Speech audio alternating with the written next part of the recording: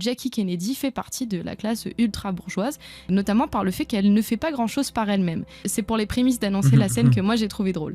Par exemple, on la voit être très triste et être terrifiée à l'idée d'aider ses enfants et de les accompagner dans ce deuil. Et en fait, elle s'occupe quasiment jamais de ses enfants. Il y a des nounous, des gouvernantes qui sont à son service et qui s'occupent de tout ce qui est soins et éducation des enfants. Quand elle doit quitter la Maison Blanche, majoritairement, c'est pas elle qui fait ses cartons. Ça paraît évident, mais enfin, c'est quand même montré. On la voit juste ranger ses propres robes de soirée à elle, mais tout le reste, c'est pas elle qui l'emballe. Et même pour ce qui est de soutien émotionnel, elle a le personnage interprété par Greta Gerwig, qui a l'air d'être une sorte de confidente assistante, qui est donc là pour l'aider à gérer ses émotions. Donc elle a vraiment rien. Et moi, donc la scène que j'ai trouvée très drôle la première fois que je l'ai vue et la deuxième fois aussi, c'est donc un peu la scène où ça lâche dans le personnage de Nathalie Portman, dans Jackie, où en fait elle en peut plus, elle pleure.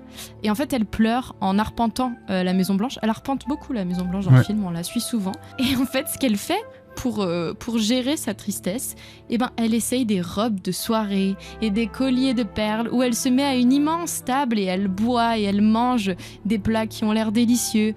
Et en fait, c'est une immense tristesse, mais dans tellement de luxe que ça en crée un trop, quoi. Moi, j'ai appelé ça la tragicomédie bourgeoise. C'est le fait que t'as envie d'avoir un peu d'empathie, mais en même temps, t'es tellement dégoûté par tant de luxe que ça en devient un peu drôle.